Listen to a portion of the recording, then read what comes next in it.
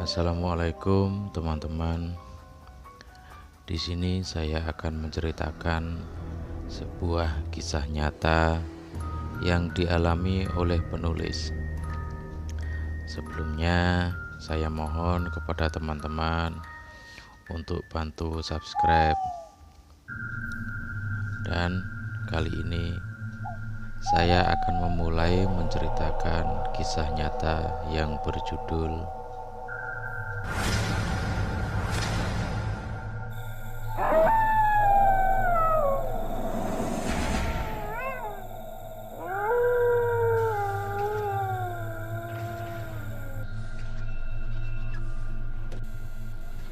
Alangkah kagetnya ketika kulihat Mbak Susi sudah tidak ada lagi di tempat itu. Aku menghentikan motorku lalu menoleh ke belakang. Memang benar, Mbak Susi sudah tidak ada di situ. Dengan perasaan terheran, aku berniat kembali ke pangkalan. Namun, tiba-tiba Mbak Susi sudah berdiri di depanku. "Tolong aku, Mas." Suaranya lirih dengan nada memelas. Aku terdiam kaku. Namun sekejap mata, Mbak Susi lenyap dari pandanganku. Sontak, aku langsung memacu motorku dan langsung pulang ke rumah.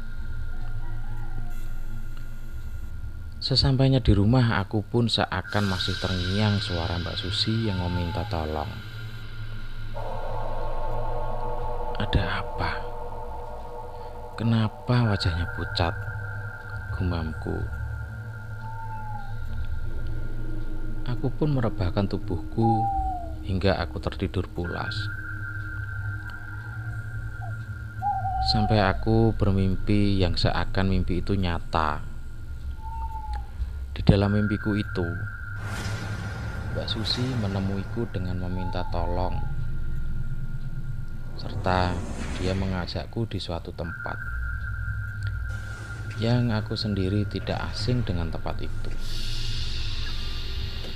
Kembali lagi dengan berdiri mematung, Mbak Susi berkata lirih, "Tolong aku, Mas."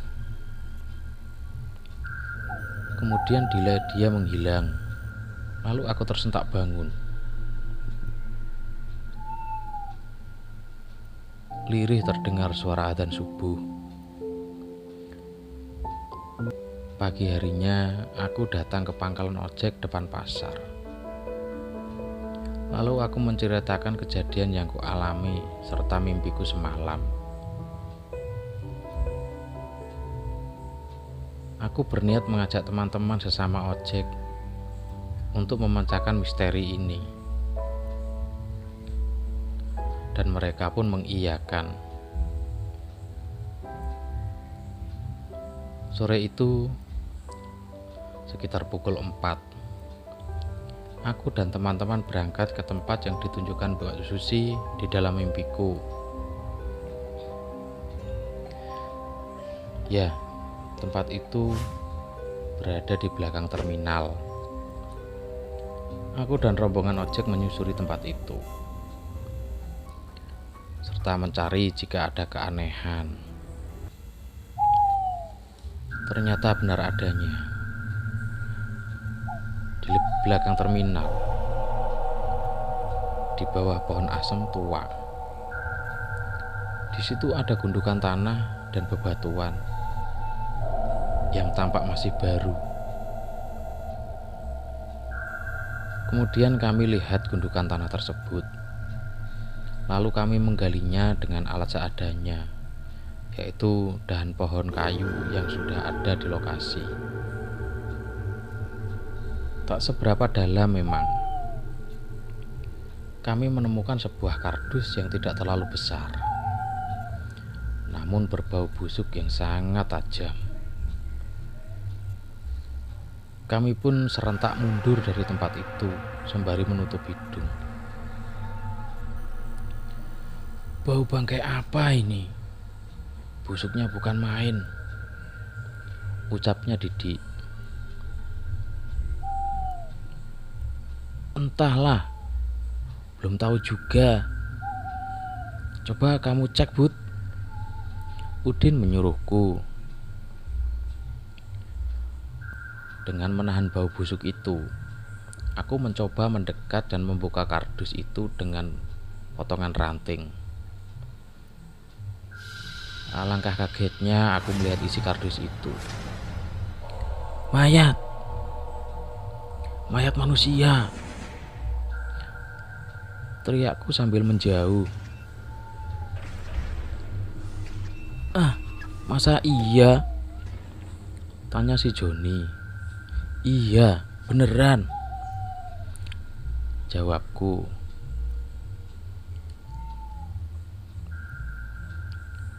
Dik, tolong kamu lapor polisi di pos perempatan sana.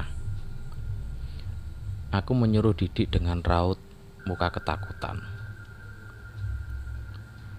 Setelah selang berapa lama, akhirnya polisi datang dan segera melihat kardus itu. Ternyata benar isinya mayat seorang perempuan yang dimutilasi. Namun dalam kardus itu hanya bagian tubuh bawah saja. Lalu tim forensik dari pihak kepolisian menyusuri lagi area tersebut dan ditemukan sebuah kardus lagi yang sama dan isinya tubuh bagian atas mayat tersebut. Ketika aku melihatnya, sontak tubuhku merasa bergetar. Itu Mbak Susi, ucapku. Iya, betul, itu Susi, Joni menambahkan. Setelah pihak polisi membawa mayat tersebut untuk diotopsi, dan kami juga sudah selesai memberikan kesaksian bahwa kami mengenali jenazah tersebut, pihak kepolisian sudah menghubungi keluarga dari Mbak Susi. Dan setelah keluarganya berkumpul, jenazah bisa dibawa pulang dan dikebumikan dengan layak. Hari itu, waktu pemakaman sampai dengan 7 harinya, kami sebagai anggota ojek pasar ikut tahlilan di rumah almarhum.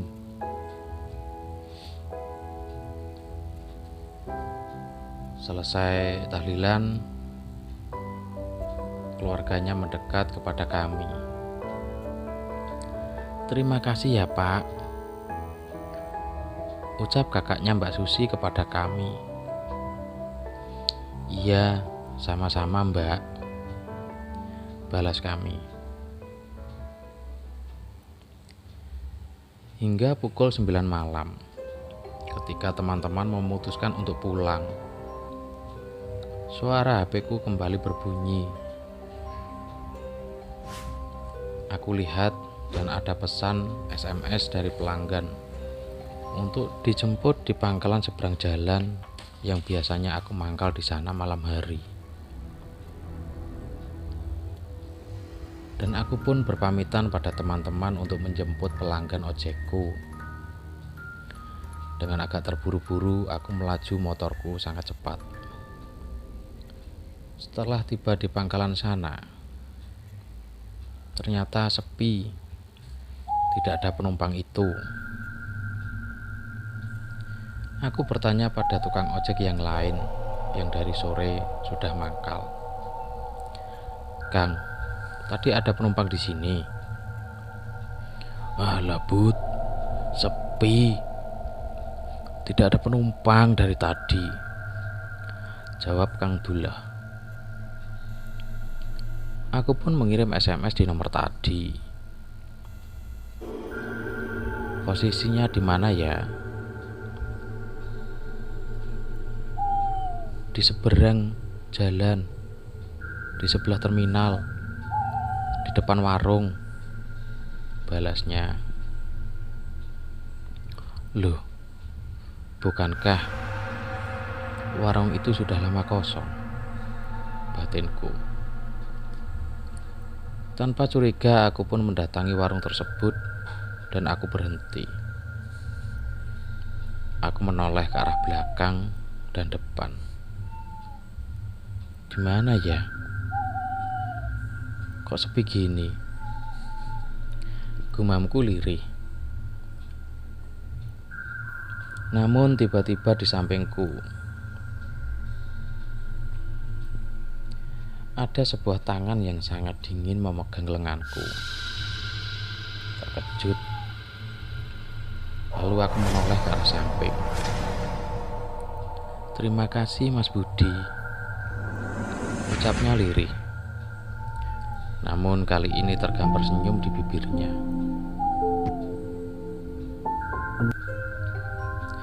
Mbak Susi. Ya, itu adalah Mbak Susi. Sangat jelas di mataku. Tanpa aku bisa menjawabnya, sosok arwah Mbak Susi sekejap menghilang dengan sangat cepat. Lalu aku serasa lemas dan akhirnya pingsan. Hingga keesokan harinya aku tersadar sudah berada di ranjang puskesmas dengan ditunggui teman-teman seprofesiku.